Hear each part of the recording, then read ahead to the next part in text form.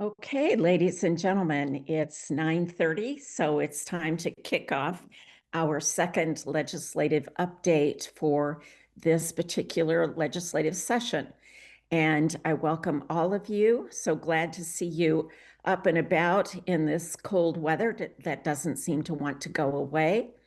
So it's nice that we're in our warm houses being able to still take advantage of getting to talk about our pending legislation and how things are going overall.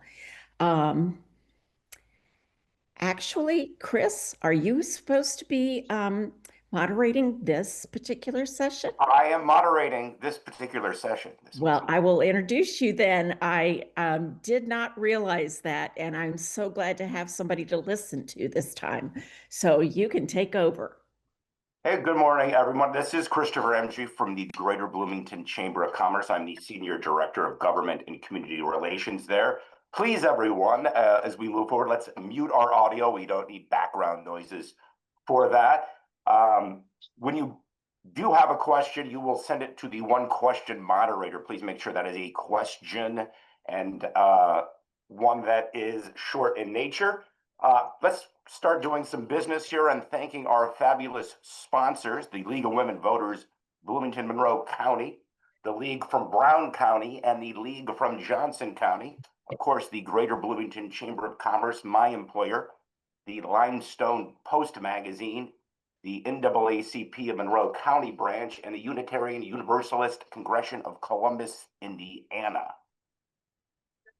So as it welcome everybody, we all 16 legislative representatives from Bartholomew, Brown, Johnson, and Monroe counties were invited. That includes Senate districts 32, 36, 37, 40, 41, and 44. Representative districts 46, 47, 57, 58, 60, 61, and 62.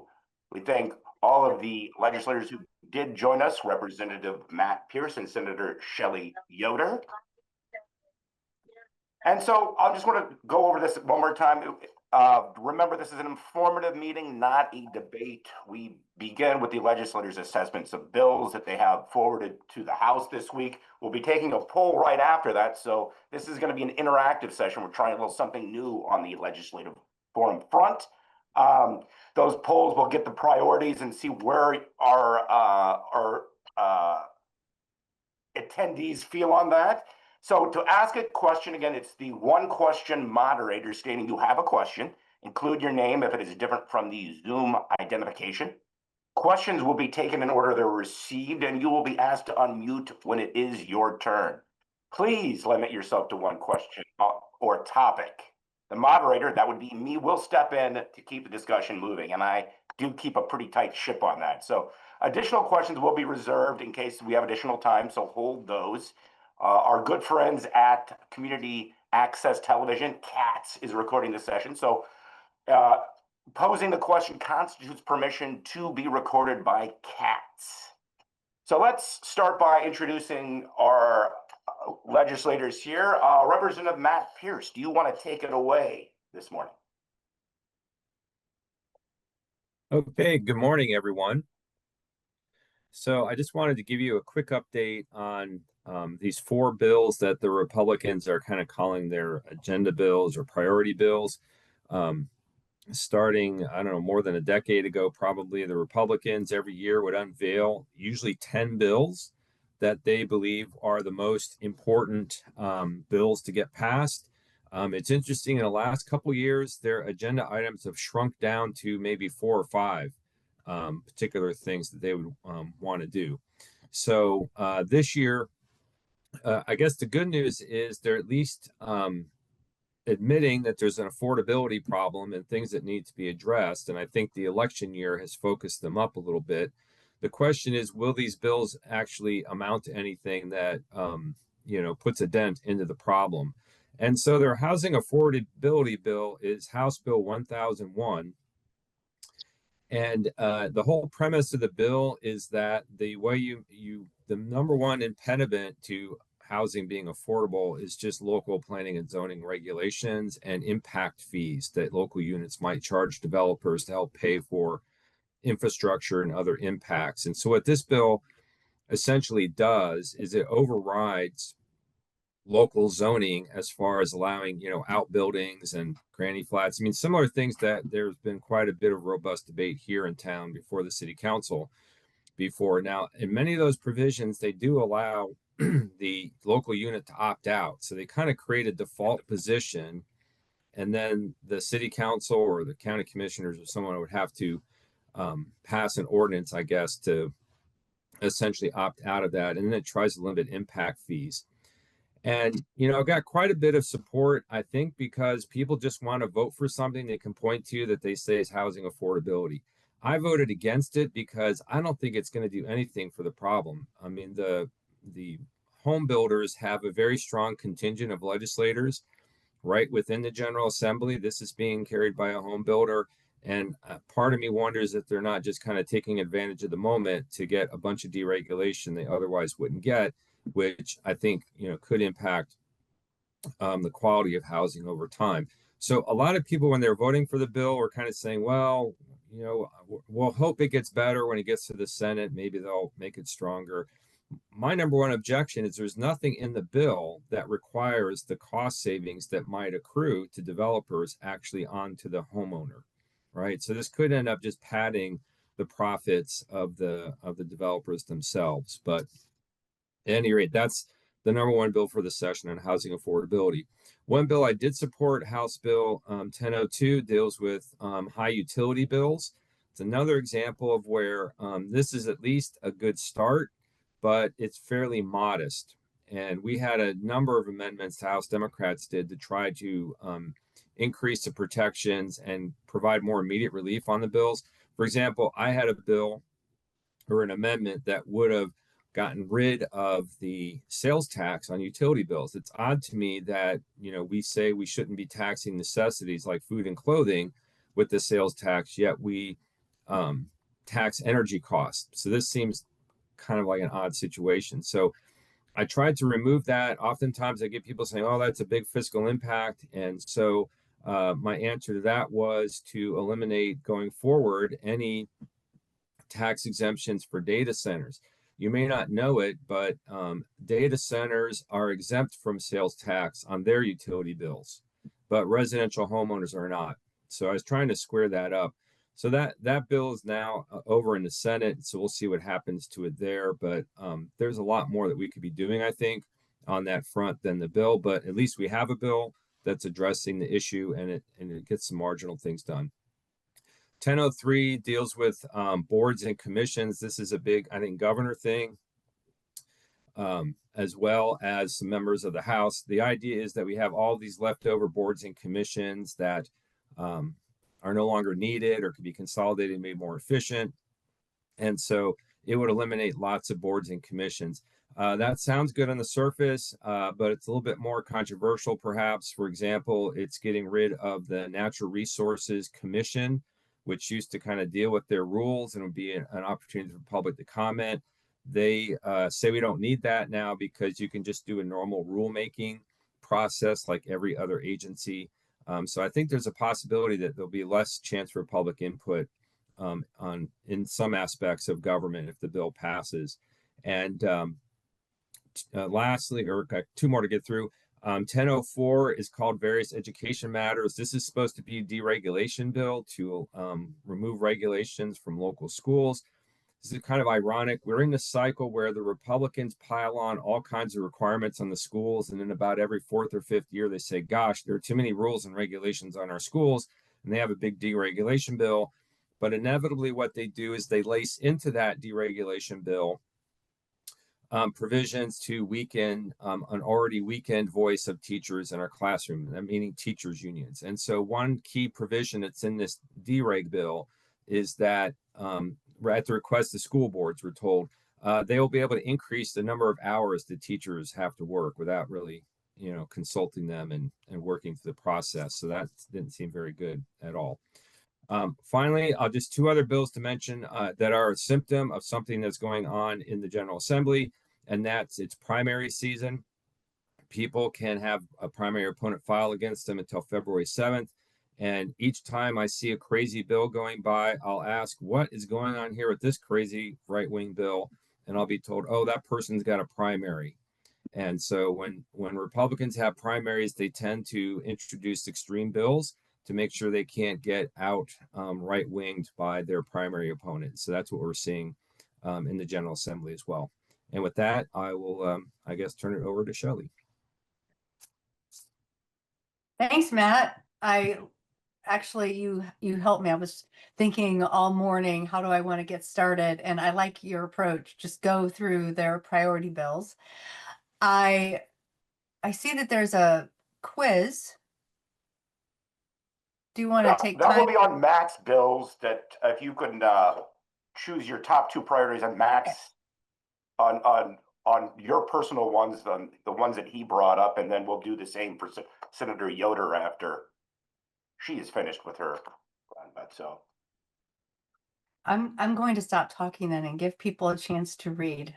So you can't read and listen at the same time. So read and participate in the poll. So this is, I think, I don't know, did we get this from our legislative preview breakfast a little bit? We had a little bit more, if you've been to the chamber's breakfast, it's a little bit interactive where we have these cards of yes and no, where the legislators asked the audience their opinion. And so people raise their yes, agree, or no, disagree with it. It's kind of a fun little interactive thing that we've been doing for as long as I've been with the chamber. So about 8 years, at least. This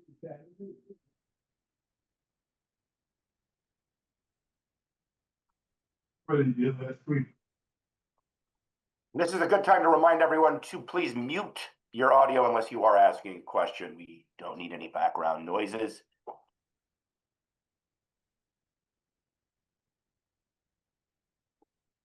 All right, Senator, do you want to begin? I think we've had a chance to read those for priorities.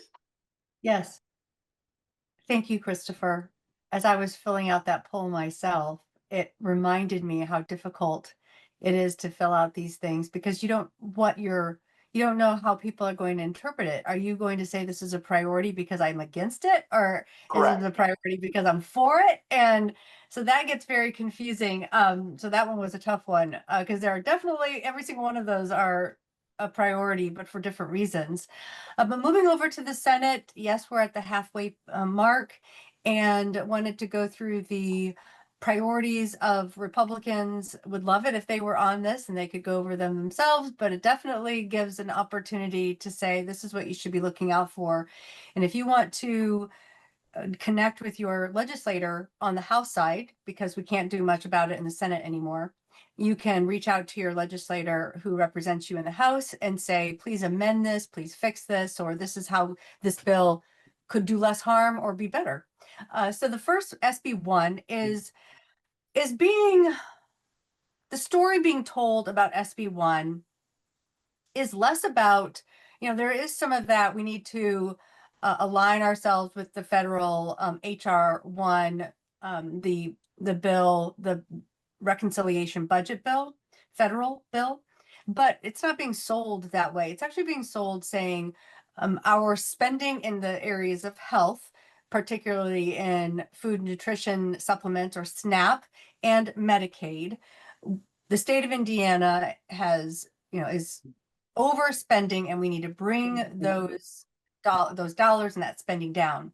And we're doing that in the area of giving Medicaid and SNAP to undocumented immigrants. That's sort of the message to get people worked up to say, well, we've got to do this because there's all this fraud that's out there. And because of this fraud, we need to crack down. But giving Medicaid and SNAP benefits to undocumented immigrants is already illegal, and it is not happening. And we kept pressing on the floor, show us the fraud, show us the fraud. They know that that is not the case. So they have to create this narrative in order to pass SB1.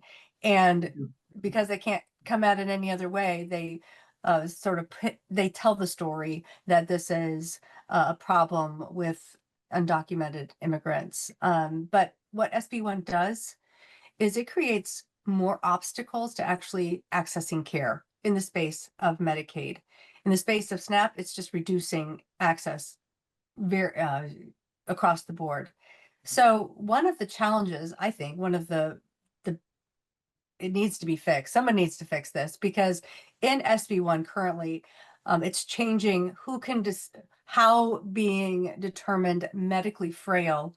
It's taking away the self-attestation piece, which is not required by HR1. The federal law does not require, excuse me, prohibiting, still getting better.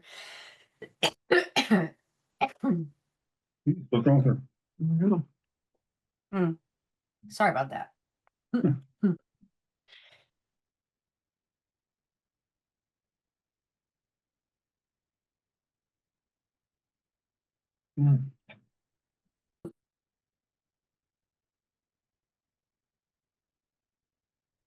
So while the senator is getting her voice back, I just want to say we'll go through the poll results after you've filled out Senator Yoder's poll after she's done. So just to give you a little insert there. And when Senator Yoder's ready, she can begin again. My apologies. I have that thing that, you know, once you start coughing and you can't stop. So, as I was saying, with SB1, it is saying that in order to, the bill would change how people would be able to access Medicaid because they are determined to be medically frail. The bill actually would require someone to be eligible for Medicaid first. And then they could be determined medically frail. But in SB1, to be determined eligible for Medicaid, you have to first show that you've worked 80 hours, because they're increasing the work requirement in SB1. If someone is medically frail, most likely they are not going to be able to show that they have worked those hours. And so it's sort of the process. They're gumming up the process for being able to being determined Medicaid eligible. And is that by design? If you read the bill, it seems like it is by design in order to decrease spending in Medicaid, not because someone isn't eligible, but because of all the requirements now that we're putting in to being determined eligible. There's going to be more paperwork, more chances of people losing their Medicaid access. If you make a mistake, you're going to be thrown out of the system for 6 months. So it just reads, I'm not saying this is the intent, but the bill reads as if we're going to increase obstacles to access Medicaid in hopes that we throw so many people off, it will bring down our Medicaid spending. And that is similar to what's happening in SNAP. So that's SB1. SB2, I wanted to go through because this is kind of an important piece. You will be seeing, well, if it gets through the House, you'll be seeing there is a Senate joint resolution currently. It's a proposed amendment to change the Constitution. And the change in Constitution would expand when judges can deny bail beyond the current exceptions, which is murder and treason. And so this has been going on because of how our Constitution is written, when we can change the amendment. And so we are at the last steps of this. SB3, actually, I would encourage you to read it, because currently that is the language. If and when it passes out of the House, that means it's going to be on the ballot in the fall. And SB3 is the language that you will see. Currently, I want to just read it because I think it's super important to know what the latest version is. The latest version, the question will be, Shall the Constitution of the State of Indiana be amended to provide that a person charged with an offense other than murder or treason is not entitled to bail if, 1, the proof is evident or the presumption strong, and 2, the state proves by clear and convincing evidence that no release conditions will reasonably protect the safety of any person in the community or the community. Okay. Our argument on the floor with that language is, as it stands, someone you could have someone with a misdemeanor be denied bail with that broad interpretation, and that is I think the way it reads, you'd think, yeah, we don't want people who are going to do damage and harm to individuals. We need to be very careful and give judges that discretion. But I think it's hard to understand, and those ballot initiatives are tough. When it came right down to it, I'm always I support presenting ballot initiatives to constituents, and so it was tough to vote against actually putting it in front of voters. But I was not supportive of the way that this language is written, because I think it's convoluted and makes it very unclear. Going back to the list of priority bills, but that is one of the priorities of the Senate, is to get this through this year, and it's over in the House now. The next one is back to the list. Of course, moving down to carbon sequestration. What's interesting about carbon sequestration is that bill is actually saying if the local community where this project is going to go, if it has any impact on any connecting county, then those counties need to have public meetings to hear projects on carbon sequestration as well. It's a local control bill, and that is of interest. It's interesting because they're outside of SB1 and SB2 and 3. I don't know. There wasn't anything here that was too egregious, quite truthfully. It was interesting. Affordability was not the priority. It was not the stated priority of the Senate Republicans, and I hate speaking on behalf of them. I'm just going off of what their press releases have been. But it was getting out early. It was passing this constitutional amendment change, and the Medicaid SB1. Those were their priorities. And from the Senate Democratic caucus, we've really been pushing that. We sort of lost sight of affordability issues, and we've been talking about it a lot. But some other surprises I think you should be aware of, Matt, they're coming your way, is we have what the LGBTQ community is saying is the most egregious bill that the state of Indiana has done since RFRA. And that is Senate Bill 82. I'm going to pull that up here. That is Senate Bill 82. It is, 182. It's called Gender Issues. And this bill has that toilet policing language in it. So K up through universities and colleges, it has the language of who can use the restroom and when. And the interesting thing is it has this language in it that if you are not a student at a school, then a parent can accompany a minor less than 9 years of age to an opposite gendered restroom. And it was interesting because on the floor, I argued that you are taking away a parent's rights. Like, what's magical about an 8-year-old and 9-year-old? If you are at an IU football game and you've got your child with you, you can't have your child go with you into the restroom. And no, you cannot. It's a complete overreach. So let's look at it. So that's Senate Bill 182, Gender Issues. It also has this, will require your state documents, state identification documents to reflect the gender of your birth, assigned gender at birth. There's also 236, which is abortion, it's abortion-inducing drugs and abortion reports. The abortion reports aspect was, we got that amended out of the bill, so that was a win.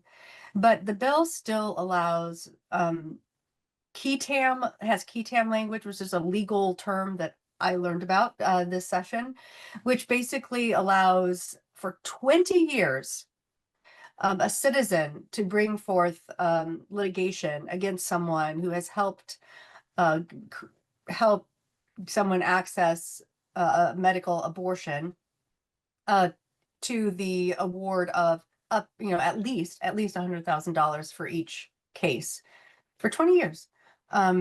We're sort of vigilante justice here. So that's 236.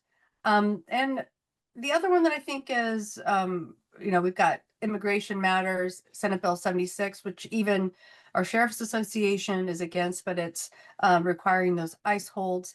And then Senate Bill 285, which criminalizes homelessness, is still making its way through. Senate Bill 285 with the housing matters and what is called criminalization of homelessness. It's interesting because we tried to work with her, the author of the bill, to say it's the arbitrariness of just 48 hours. You are only giving law enforcement 48 hours to connect someone with resources. And what we're hearing, it was, we heard from local leaders saying, we can do this. We can actually help people, but we need more time. You can't just put an arbitrary 48 hours notice before someone has to move, because we'll lose that. We'll lose our ability to, number one, have that trust that's been established, and number two, know how to care for them, get them the resources that they'll need, because we're basically saying you can't camp here longer. Once you're told you can't camp here, you have 48 hours to find someplace else. And if they move, it just isn't a solution. And it's a cut and paste job from the Cicero Institute out of Texas, trying this sort of criminalization of homelessness. And it doesn't help communities that truly have a need to have services and help. It's not a helpful bill. So those are a few of the bills. Sorry for my little episode there, but I feel like better. So I feel a little better in being able to talk and not cough. So thank you for being patient. All right, do we want to get the poll out for Senator Yoder to get that interactive going? And then Amy Crane had a question on that constitutional amendment going through. Senator, do you have like a example of like a misdemeanor? Could it be just anything that would they could be denied bail on? So the language you spoke, and I don't know the bill specifically, seems pretty broad.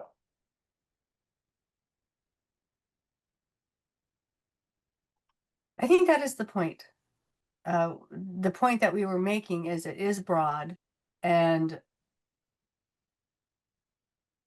the pushback is, and I understand, what they're saying is they're basically saying judges should have the discretion, and we should let judges decide if bail should be denied. And so what is an example? I mean, the way the language is written, it could be a lot of things. So Yeah, Christopher, if you want, I could jump in there. Please.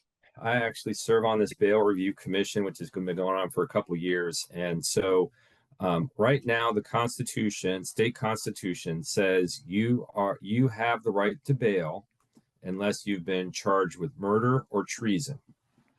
Right. And theoretically, when the judge is deciding what should your bail be set, how high should it be, they're asking themselves, is the person a flight risk? Are they likely to actually show up for their trial?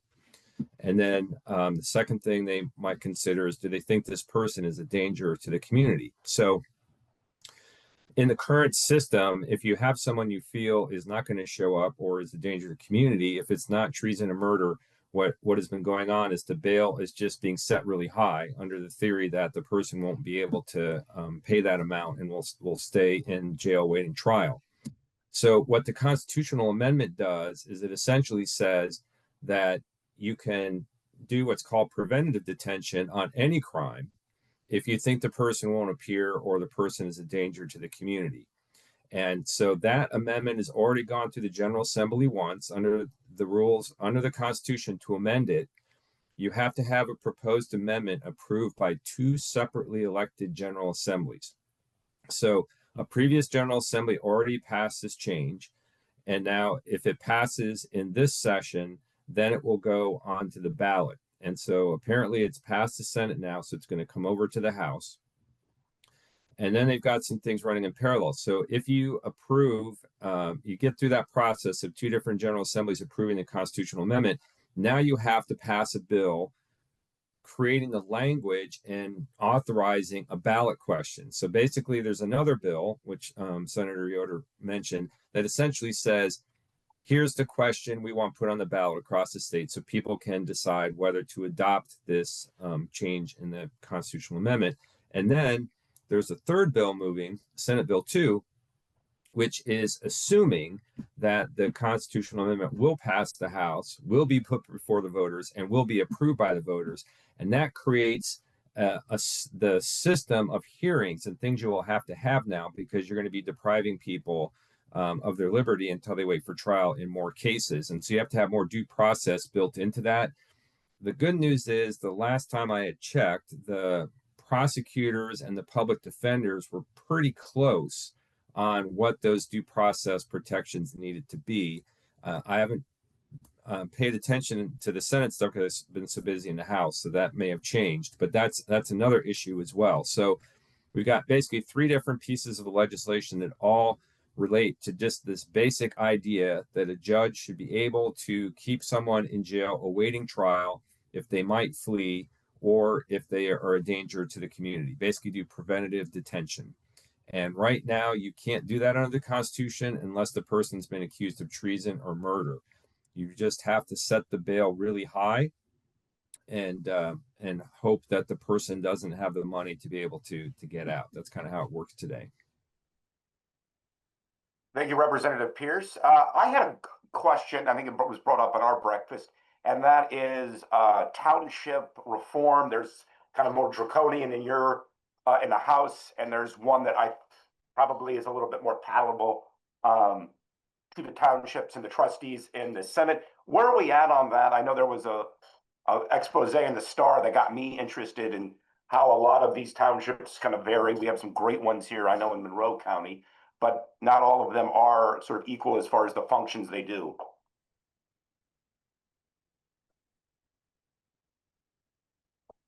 Well, I'm looking up here. I think that's on the calendar for Monday. The other thing that I should have mentioned is because we basically had a snow day in the House on Monday, everything has been delayed a day. So we were planned to have been done with all the House bills by last Thursday. And now it's going to spill over to Monday. So we still have a 3rd reading calendar. Yeah, the township reorganization is HB 1315. So that will get debated and a final vote in the House on Monday. And you know, I think the basic premise of this bill and the Senate bill is the idea that you have smaller townships who don't do much. Maybe the argument is they're spending more money existing than they're actually providing to people for poor relief or duties. And so the House bill is kind of saying if you're below certain population parameters and you're not running a fire department, we're basically going to make you merge, I think, with the county or towns. And to me, it's kind of a big mess, and I'll be voting against it because they're always attempting to go after these townships like they're worthless or something. And I think that clearly we know that Perry and Bloomington townships and other townships are doing significant work in our county. But so that I think the House bill is not good. And it's kind of arbitrary, and so I'll be opposing that. Now, I've heard from the trustees that they think that the Senate bill is something that makes more sense. But I haven't had a chance to study the Senate bill yet, so I don't really have an opinion on it. But so I think the Senate and the House bill are addressing the same kind of issue, but they come at it in very different ways. And my impression is that the Senate bill is more practical in the way it would have these mergers occur than the current House bill. Senator Yoder, any thoughts on the townships, that the township bill in the Senate? I don't know if you've come across that yet or not.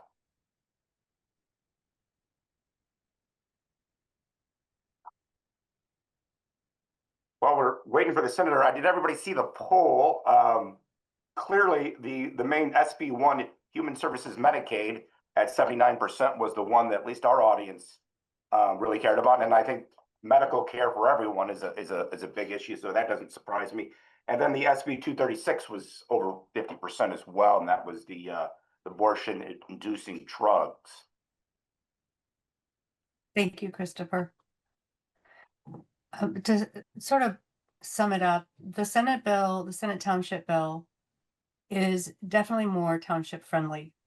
It does require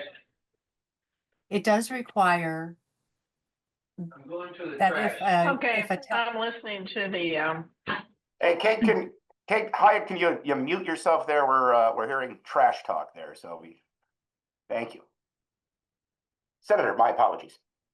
you're good. Those townships, well, the bill itself is setting up a point system that will be run by, not by townships, but the point system, you if you don't do certain things, you would get a point. And if you reach a certain point value, then you would have to begin sort of having a conversation about so sorry. You would begin having conversation. You would begin basically dissolving and joining with another township. And the bill itself sort of creates the skeleton for that system. And in the end, the Indiana Townships Association worked really hard on the Senate bill to make it fair, to make the process for either dissolving townships or having townships join together, one that is going to keep our township government possible. I mean, our townships play a really important role in poverty relief, and there is value there. And the House bill shifts any type of township governance to municipalities. And so the House bill is definitely worse. The Senate bill is one that, in talking with the township trustees in our community in Monroe County, they absolutely prefer. And I think we're, people understand that some of our townships in Indiana may need to look at finding ways to consolidate. And the Senate bill definitely does. I think the number is 270. I'll look, but I don't have it in front of me. I think the Senate bill for the township is 270. But I think that the one, if you like township governance and that model, the township model, then I think the Senate bill is definitely much more, I think, positive than the House bill. Thank you, Senator. Do we want to put up the poll before we get to some more attendee questions on, there we are. I think we have a question from Katrina. If you want to unmute yourself and ask a question this morning. Good morning. Good morning. I am a retired, long ago caseworker for the welfare department and county director. So I have some questions regarding the Medicaid bill. I don't understand the term medical frailty. And it makes no sense to me that if someone is has a lot of medical issues and needs Medicaid disability, for example, that they would have worked 80 hours right before applying for assistance. None of this makes any sense to me. How can they be doing this? I implemented the program eons ago, and for disability, you had to have a doctor's statement that was then looked at by the medical folks in Indianapolis, and they decided whether or not you qualified that way. So this will change this? Yes, Katrina, that's what's so egregious about Senate Bill 1. It It's does change it. ridiculous. I am right there with you. Let me tell you, there is a lot of attempt to put people in their places, and when you're debating this in the Senate, when we were debating this, I mean, I was going through point by point. Basically, the point you're making, there are other egregious They're aspects of killing Senate Bill 1. people is what they're doing. Yeah. It's interesting. Some of this is just process. And you bring up these egregious aspects and you bring them up on the floor, or you talk to a senator about it. And there has been so much of, don't worry about it, little sweet girl. You just sit down. We're going to fix this in the House. That kind of, behavior. And, it was really abundant it's really abundant this session. I mean, we've already passed a lot of bills, but even my Republican colleagues are saying we are going way too fast. I mean, we are pushing stuff through. We are pushing things through. We've not vetted. We've not had a conversation in caucus about this. We are pushing legislation over to the House that we know is not good policy.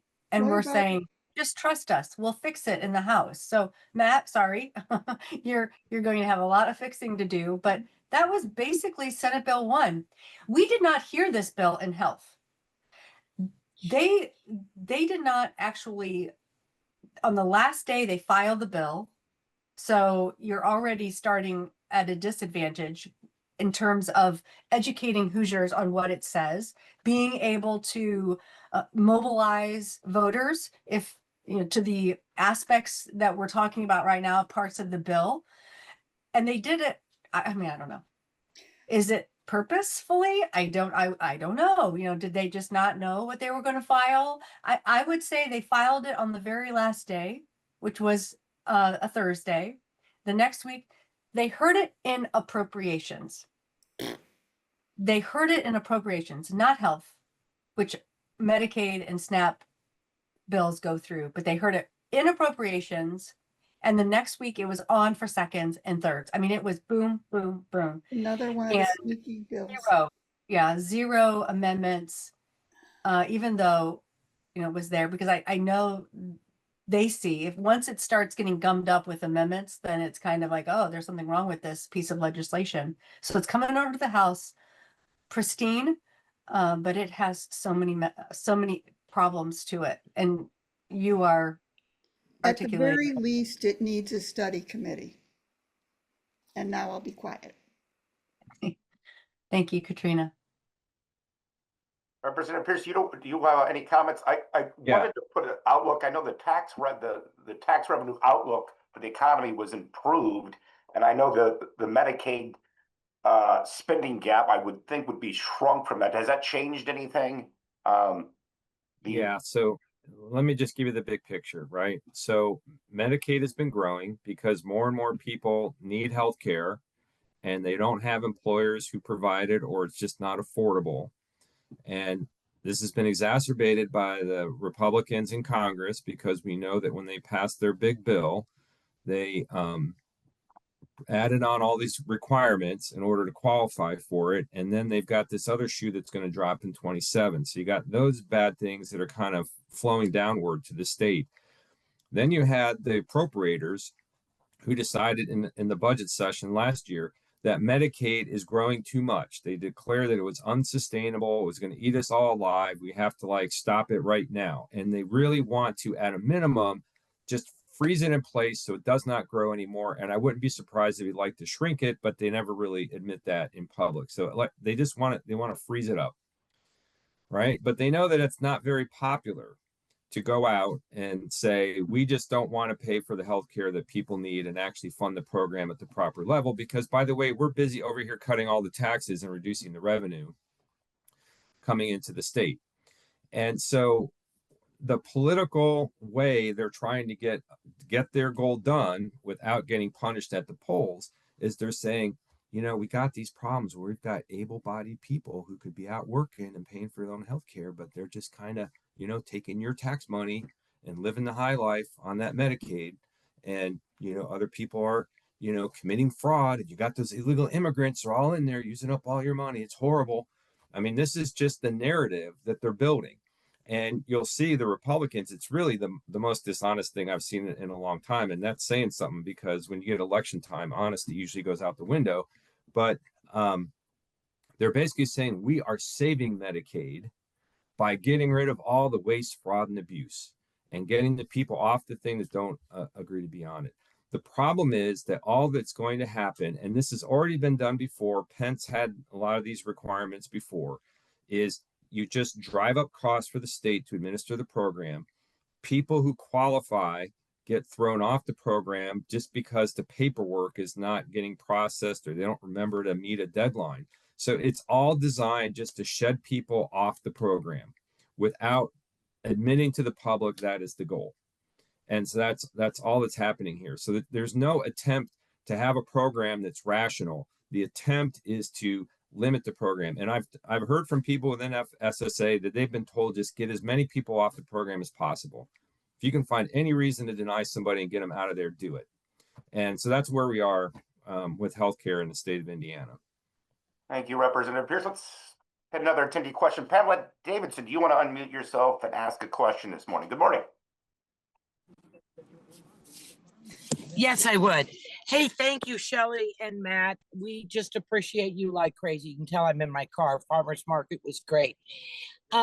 As I'm listening to this, and Matt, you just put your finger on it, they're reducing revenue coming into the state. You know, it seems like the Republicans are back into the culture wars, you know, 10 commandments in the classroom, teaching the Bible, you know, harming transgender individuals, all those things. They're back in the culture warriors, which I assume is coming from a national agenda, because it seems many Republican states are doing that. But my question was, will they ever revisit SB1? You know, saving a little bit on my property taxes to have the society and the things we value go to hell is a huge, big problem. I mean, people are going to feel the denial of services, the lack of amenities, all those things are going to feel it sooner than later. And the PS to that, cruelties on the upswing, you know, in the guise of saving money, Matt.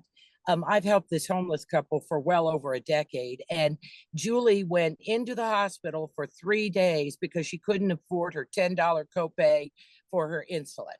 So we are burning down the forest to save a damn tree.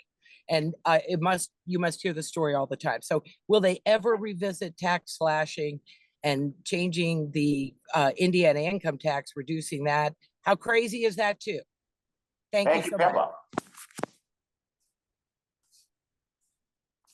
Well, I don't see any indication that they're going to. There doesn't seem to be any immediacy at all in SB1. I thought that the House was going to move something to at least address this issue where you can't do any bonding, or it's difficult to do bonding because the credit rating agencies basically say, we don't trust a system where every year you have to vote to renew the property taxes that would be paying off the bonds. And so that's making it very difficult for locals to be able to do any kind of capital projects. So I thought they were going to address that, but I haven't seen a sign of it yet. And I think that, you know, the bigger reconsideration of that bill, I think that is probably not going to happen until next year in the longer session with the budget. But, you know, the proponents of that bill are pretty adamant. They say, oh, the locals, they're still going to get more money than they had before, and we're just making them be a little more, you know, fiscally prudent. And, we're helping all these people. And, the studies are showing that if that bill stays in place by the time it's all said and done, ironically, people with the most modest homes will get, no relief and may actually pay more. And then you're going to have the income tax raised by the local units to be able to maintain their basic services. And that, because it's, flat tax, it's going to impact the lower earning people more than the higher income earning people. So, once again, as usually the case over the last decade or so in the legislature, is when it comes to tax policy, the impoverished people are the ones who end up paying the most. At least they bear the biggest burden, is I guess how I should say it. Senator? I would add to that.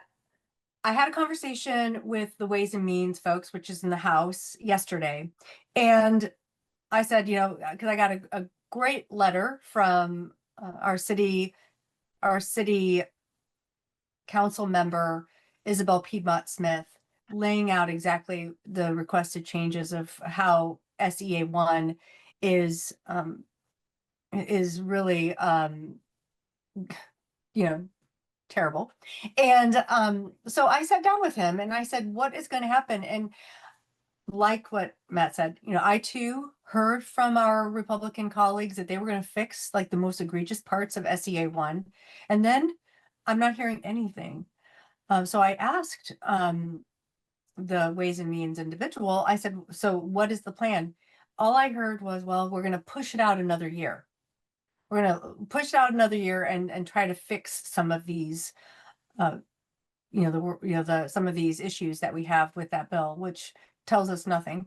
Number one. Number two, I actually think that the intent with lowering property taxes, the whole intent of SEA1 was really to force some of our rural communities to have to say yes to some of these projects that they don't want to say yes to, like the data centers.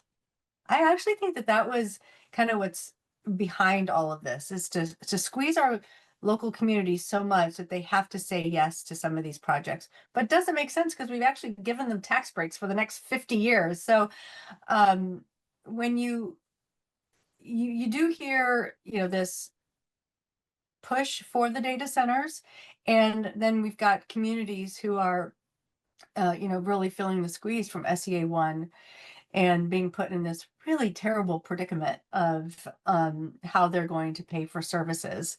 So I am looking forward actually to seeing that bill come over to the Senate, because I think it's started in the House, some of this sort of DLGF bill that's coming over, and working with our city council members and county council members to see what we can do in that bill to amend it to create some relief of the fear that's there.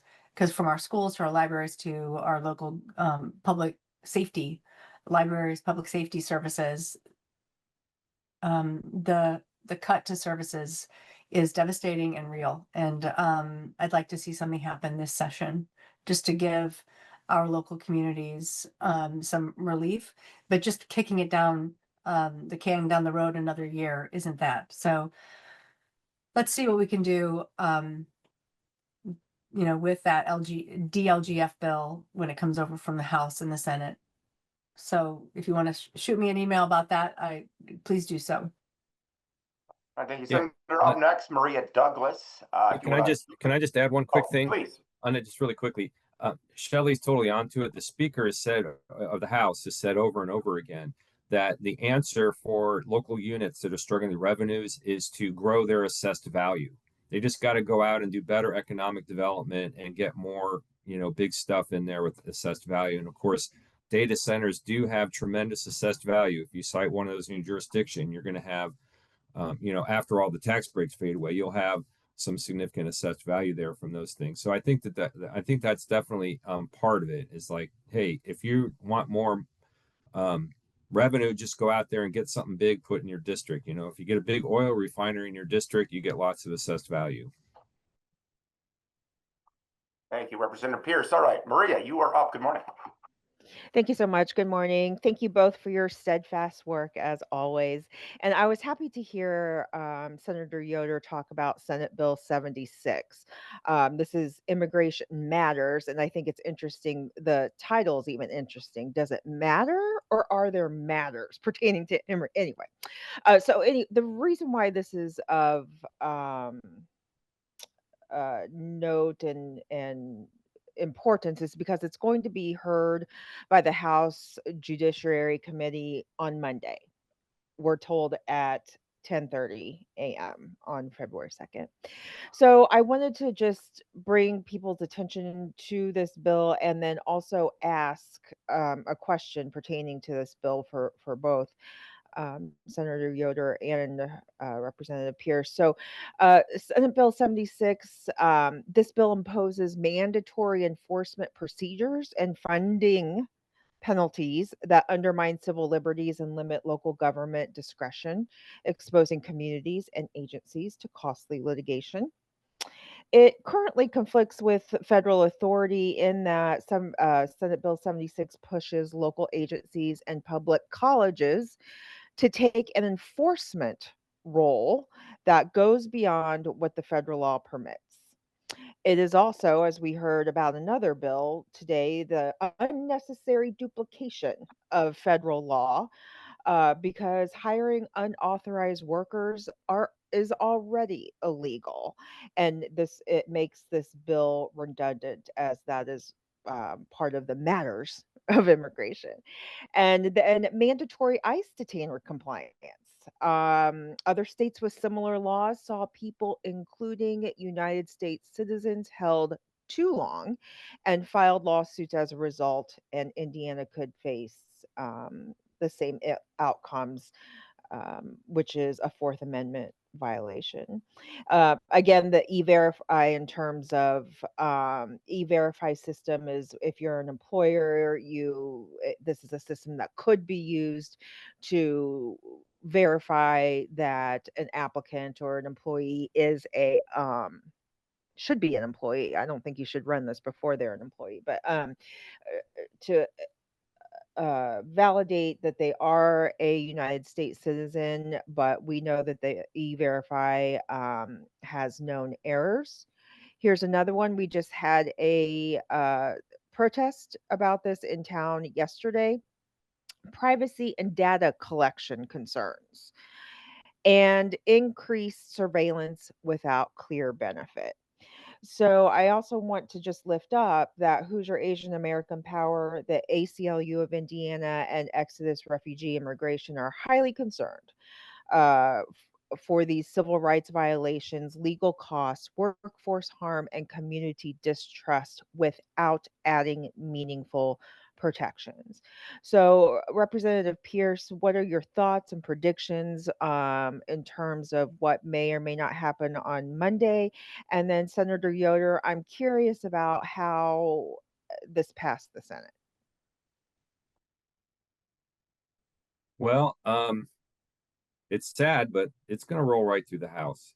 The governor and the Republicans are full-throated supporters of President Trump's immigration policies, and they don't seem very disturbed by what's been going on with ICE. They want full-throated compliance and cooperation at all levels of Indiana government with the federal authorities, and they're frustrated that there are some communities that have chosen not to do that. And so this bill is just an attempt to try to tighten the screws down as much as possible to force every single unit of government from top to bottom to cooperate with ICE and all the other chaos and violence that Trump is spreading across the nation. And it's sad, but that's it. And I think they, feel it's good politics. So I think that, the bill may get slightly modified here or there along the way, but it is going to pass and the governor's going to sign it in some form. Thank you so much, Maria, for your question. I would say some of this is virtue signaling because it is just sort of telling, sort of that MAGA mindset of, this is what we do when most of it is, it already does not happen. But it's sort of this virtue signaling because I don't know what else it would be, because when you have, like with Senate Bill 76, the Immigration Matters Bill, when you have law enforcement agencies coming out against it, when you have them saying, we cannot support this legislation, and yet they're pushing it through, something else is happening. So there's that bill. There is an e-verification bill that has been a priority of labor for years, and it has been a priority for labor. Organized for unions, this e-verification system, and it couldn't even get a hearing.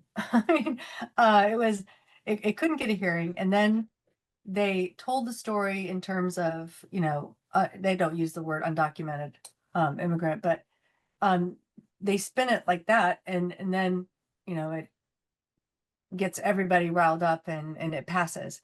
So some of it is just sort of telling the people who need to hear these phrases or code words, but the impact is devastating.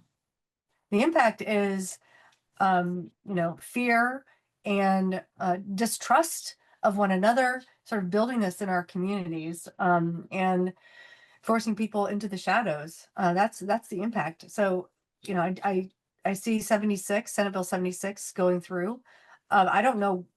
I have only heard that it's the least egregious bill. There was some bills that are worse in the House. I haven't looked at the whole list of what's coming our way, if there's something worse that's coming our way. And then what does happen, if anything is moving from the House over to the Senate, sometimes what they do, so you have to watch this, they will take it and they'll sort of bring together at the end, when not on the floor, but in conference committee, they'll put these bills together.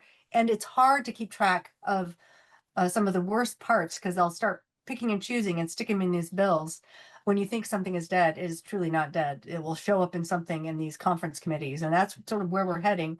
So yeah, I know these education matters, immigration matters, tax matters. It only matters to the person. The matters, what that means is determined by who's in the majority.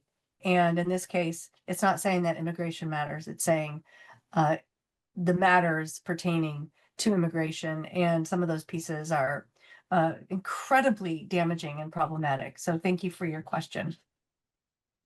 Thank you, Senator. Take our next question. Just a reminder to keep your questions to under a minute. Kathleen Lesson, if I got your last name correct, if you want to unmute yourself and ask a question. Good morning. Good morning, it's Leeson. I think this is related to what Maria was just talking about, and I'm interested in House Bill 1343. This was a military and veterans affair bill that I believe passed the House. And embedded in there, there's one little sentence that gives the Adjutant General the ability to deploy a military police force to enforce local laws. And I have a feeling this is another one of those sneaky attempts to control, to give ICE ability to do immigration work and to put down protests and whatnot. So what do we expect to happen in the Senate?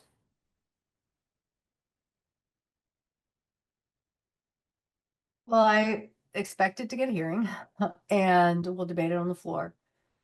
It will go through the process. And we'll have to see if we can amend and take, make a bad bill any less harmful.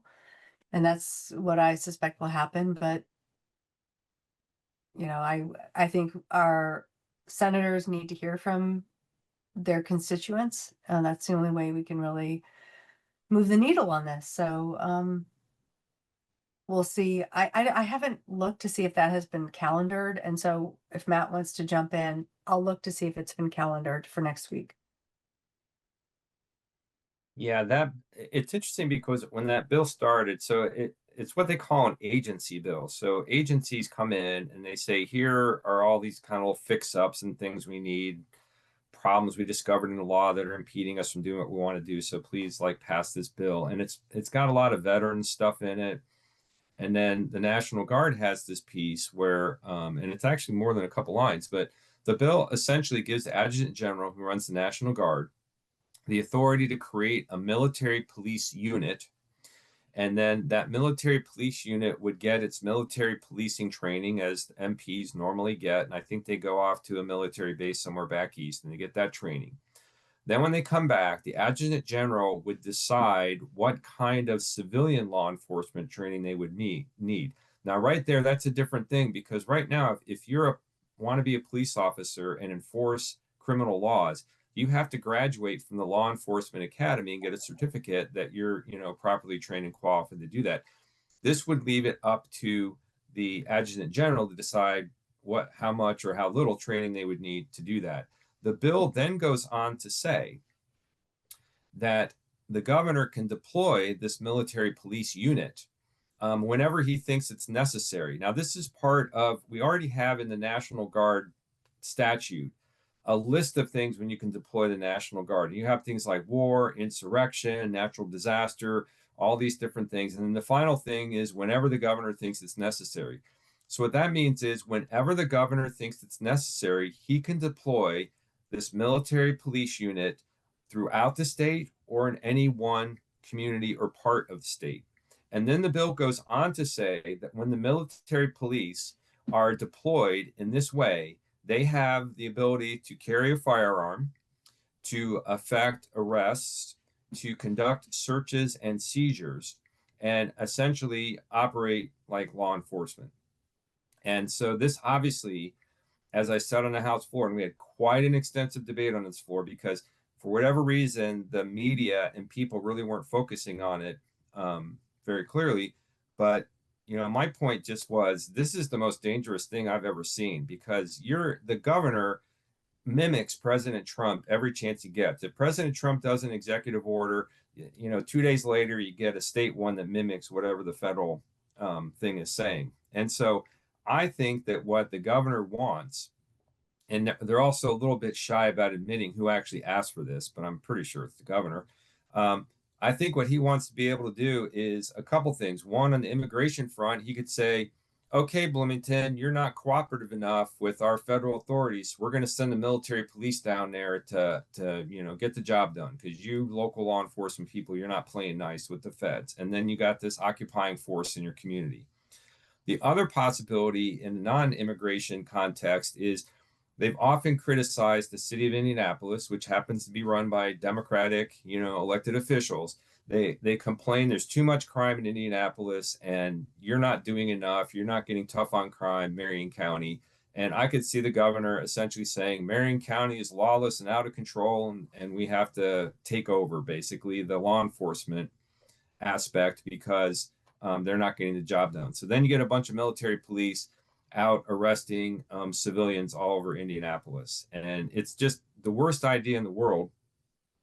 And the thing that tells you where we are in our politics is there is a time when, I've seen this in the past, there's been a time where a bill is kind of moving along. Maybe it's a little controversial, but then something external thing will happen, like we saw in Minneapolis, and the people immediately pull back. They'll say, okay, even if I think this bill makes sense, even if I think it's not a horrible thing, now is not the time be trying to push this through, because clearly people are going to draw parallels. And instead, it's just like full speed ahead. So that will be over in the Senate, and we'll see what they do with it there. Thank you, Representative Pierce. Do we have any more ICE? Senator, do you want to talk a little bit any more about that, or responding to, I think, taking over, I think using sort of state functions to take over municipalities, I think, on crime or anything of that nature? We haven't heard as much about that recently. I did see in the chat a question about ICE in Bloomington. I don't know the specifics about that, but I think there has been some rumors swirling about ICE coming to Indianapolis, in particular for the Haitian and Burmese communities. That was really getting some traction, but yesterday we found out that there were these blocks of rooms that had been reserved around Indiana, and the thought was they were being reserved for ICE, but that has been debunked. But that doesn't mean that there isn't still that threat. So there had been like an immediate alert, but yesterday late afternoon we found out that that actually is not why those blocks of rooms had been reserved. So it doesn't help us in terms of what we know in terms of ICE sort of increasing their presence throughout Indiana, but the thought or the rumors that were swirling yesterday were clarified and shown to not be true. So I don't know, I think it's still there, but yeah. Yes, thank you, Maria. Catherine Roundtree, you have a question this morning. Good morning. You want to unmute yourself? Good morning, thank you. I have a question about the bill that did not pass on the firing squad. I'm grateful that didn't pass. Can you talk about what you think led to that defeat of that bill, and would we expect it to be coming up again?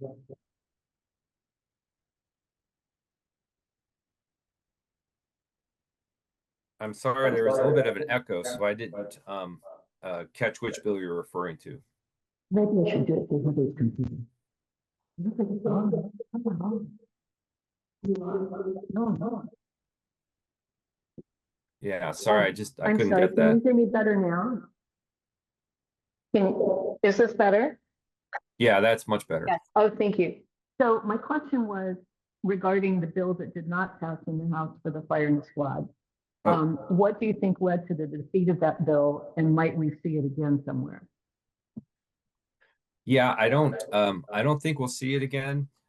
Technically, it was not defeated, but it failed for lack of constitutional majority. So it had more votes for than against, but it didn't have the required 51 votes the Constitution says you need in the House to be able to pass a bill. And I think that there's a combination of people just feeling like it's a little bit over the top. But then also we have a lot of people of the Catholic faith, and the Catholic Church, I think, has spoken out against that bill. And so I think that lost just enough support on the Republican side.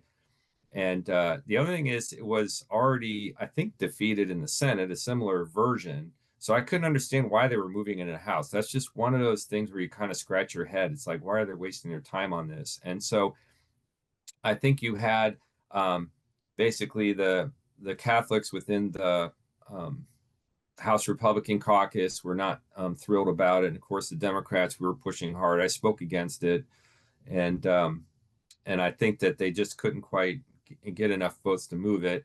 Technically, they could do something called a motion to reconsider and try to revive it and get it passed on Monday. But my understanding is they're not going to try to do that. So the bigger mystery to me is like, why would you move a bill like that when you knew the Senate already killed it off? So I don't know if that's like primary, messaging.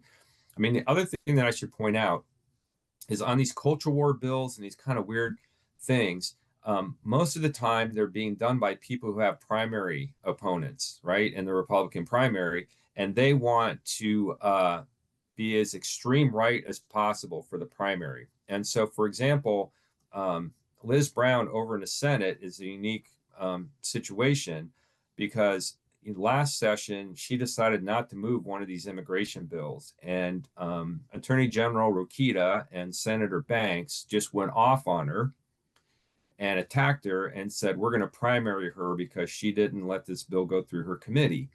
And she's got this opponent, fairly aggressive opponent, and all these forces lined up against her. And so my opinion, this is just my opinion from watching from afar, I think that her strategy is I'm going to become so MAGA extreme for this session through the May primary that they won't be able to outflank me. And so that's where you end up, this kind of gets you into this atmosphere of these, anti-trans bills, putting the 10 Commandments up on the wall. The author of that bill is involved in a primary. She wants to get over to the Senate. And so all of these people have competitive primaries. They're all trying to be as extreme as possible to get the support of this MAGA base within the Republican Party.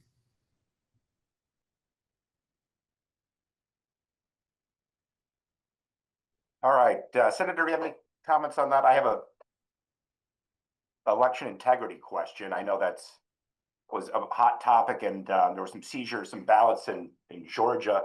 Has there been anything on sort of election integrity that has gone through? I haven't read anything, but I didn't know if there is something under the radar. Can I ask a question?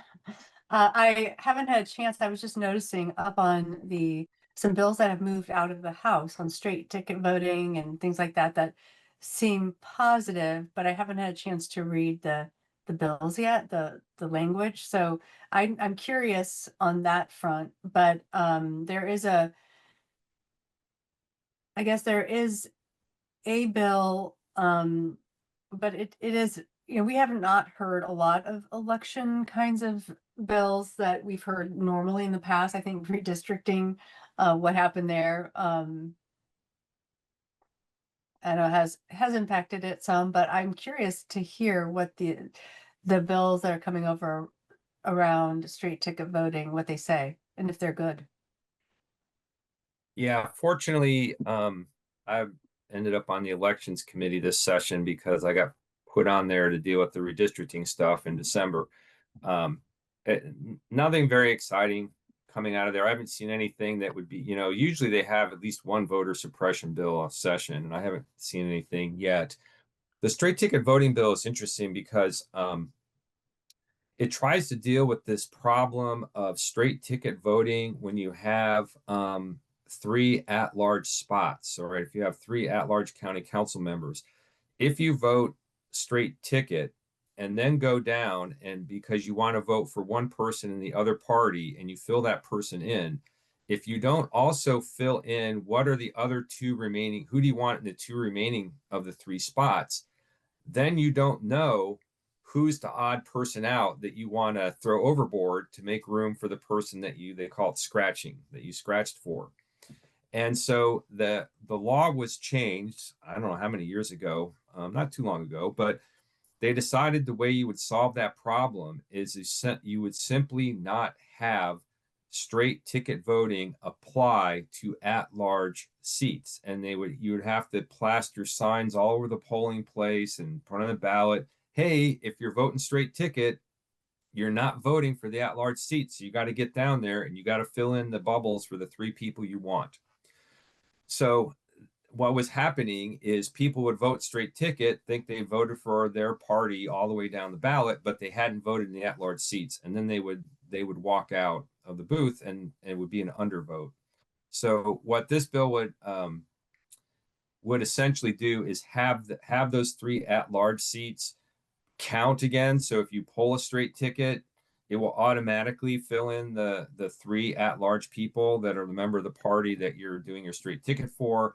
And then the education is going to be, it's like, okay, now if you're going to go down there and vote for someone in the other party, you have to also tell us who are the other 2 people you want to be in those seats. And so it's going to make more votes count, I think, which is probably a good thing, but you still have this education process you have to go through for people who want to vote straight ticket, but make a few deviations here or there. So that's what that's about. So to me, that's more of a kind of a technical issue of how do you make the ballot function than anything else. But people do bring up the bigger question, should we have straight ticket voting? Is straight ticket good? Is straight ticket bad? And to be honest with you, people who live in counties that have a dominant majority party, they tend to like straight ticket voting. People who are on the minority side of that equation usually don't like straight ticket voting, and that's usually the dynamic that comes up. So there's a lot of divergent opinions on straight ticket voting. Now, Representative Pierce, you talked about, I think, last session about sort of doing some evaluation on some legislation that gets passed previously, and we're never quite looking back on some of the impact. Has there been any movement or any studies on some of that? Education seems to be one that we just keep changing year to year without looking what the last reforms did. Yeah, it's just the legislature is very bad at looking back at what it did and whether it's actually working or not. Usually that only happens if there's just a big train wreck. And sometimes the train wreck is a slow rolling thing that happens over a number of years. And so usually if there's not something to say, oh, we messed up, we better fix it, we're not very good about going back and assessing things. There was a time when the legislature had a process where every year they would go and look at one title, one volume of the Indiana Code. So they might say, look, let's go look at the health provisions. Let's go look at the transportation provisions. Let's go look at the utilities provision. And you would kind of go through there and see if things needed to be updated. But I think they decided that that wasn't fruitful enough to justify the time. So the short answer is no, not much looking back. Senator, do you have any response on that? I don't think there's much looking back at all. I think we need to be aware of some bills that are continuing to. Wow.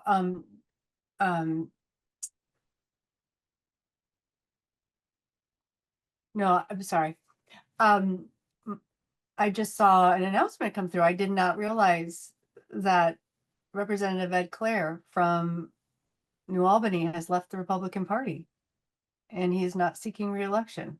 I did not know that. I just got an alert on my phone. So that is interesting, and hopefully it's kind of a sign for things to come. Speaking of looking forward. But there is a bill, we brought this up the last League of Women Voters legislative update, and it's the cell phone ban bill that is moving over to the House. And something just to be aware of with that bill. Indiana, if you go to these advocacy groups, their websites who push for these bell-to-bell bans. So from the time that students come in, get to school, they have zero access to their phone until the time that they leave, bell to bell. If you look, Indiana already is considered a bell-to-bell state. You can't get much deeper in the color. We are a bell-to-bell state, and here's why. The legislature already passed legislation, thinking of things we've already done in the past. We passed legislation that said students cannot have their access to cell phones during instructional time, but they can have, but a school board can decide to make it more extreme. If a school board wants to have bell to bell, have that conversation with your community and pass that legislation. The state legislature is saying it's up to the locals to decide. And some local school corporations in Indiana have decided. They have the funds to have the means to do that. And in the case of our two school corporations in Monroe County, RBV and MCC, they have decided we're not going to have access during instructional times and students will have access outside of that. So essentially, Indiana already has a bell-to-bell policy because we've left it up to the locals to decide what that policy is going to look like. So if this is something that's important to you, let's have a discussion at the school board level on increasing it outside of instructional time. But in our conversations, in my conversations with superintendents, they're saying it's working for them. What they have, they appreciate and feel like they are managing it at the local level. And yet what's moving through is a required bell-to-bell policy. So that's in the House, and I'm sure it's probably going to get a hearing, and just give me a heads up, Matt. But what I'm hearing from our locals is if we would want that in our community, we could have bell to bell. But right now we just have, you can't access your phones during instructional times, but you can still have that cell phone on your person in the school building. And it seems to be working, and it's what currently both of our Monroe County school corporations are saying is in place. Thank you, Senator. We're winding down here this morning. Amy, Craig, did you have one more SB1 question, which is always a lot to unpack that I don't think we could ever get to the bottom of? You want to unmute and ask that?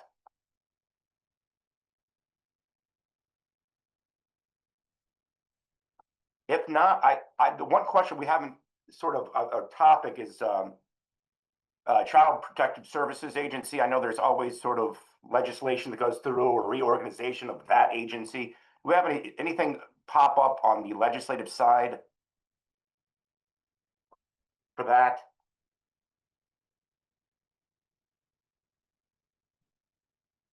Well, I'm trying to remember which it seems that every session there's always a DCS bill, and because they're just constantly kind of messing with things. I'm trying to recall. I don't think it's anything very dramatic. We did have one bill in the House, which I thought was interesting, that I actually supported, but it would essentially say just because you allow your child to play alone outside doesn't mean that's grounds to have your kid taken away and put in foster care or something. And I during that debate, I related to my childhood. I grew up I lived in a small town when I was like age 4 to 7.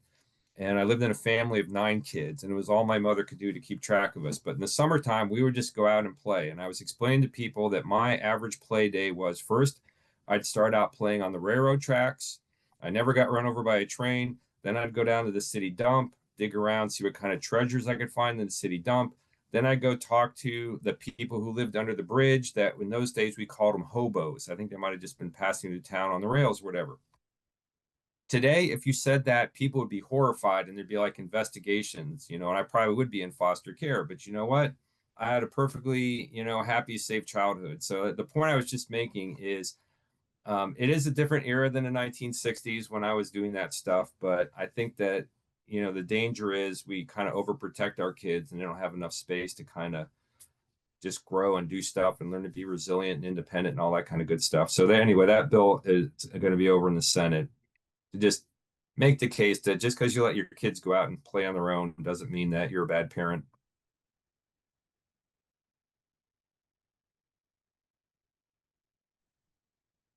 Christopher, I don't really have anything to add. There hasn't been anything too egregious pertaining to DCS this session on the Senate side. So Amy's question, and this will be the last of the morning, of what happens once applicants are kicked off the program Medicaid. Is there I think you can write an appeal if I know that correctly, but do we have any sense of when we're kicking people off the Medicaid rolls, what happens to them? Well, I believe go ahead, Shelley. No, you go ahead. Well, I mean, there is an appeal process, but I think the point which has already been made this morning is that they won't have Medicaid benefits, so they're probably going to delay any care that they need. Then their condition's going to get worse. Then they're going to show up in the ER, and then we're going to spend a whole lot more money.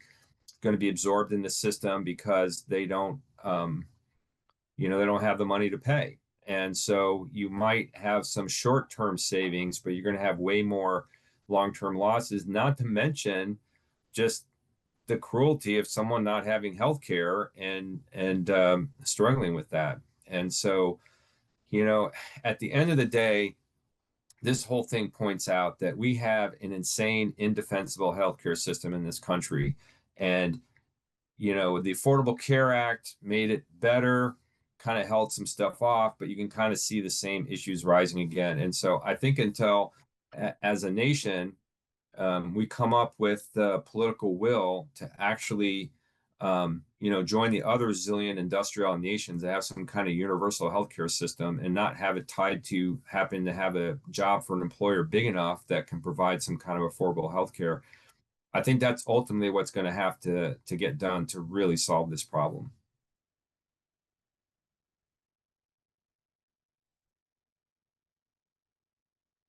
Senator, any final comments? No, it's good. Well, I think that wraps up our legislative update today. I want to thank Representative Pierce, Senator Yoder for joining us, and of course, all of our attendees waking up early. We want you to stay active. Contact your legislators on issues you care about. We had those polls earlier. You can find bills at the Indiana General Assembly website. Please join us March 10th, starting at 9 a.m., a little earlier, for the wrap-up session to look at plans for 2027. That is a budget year. Thank you all for joining us. Of course, CATS for their great service.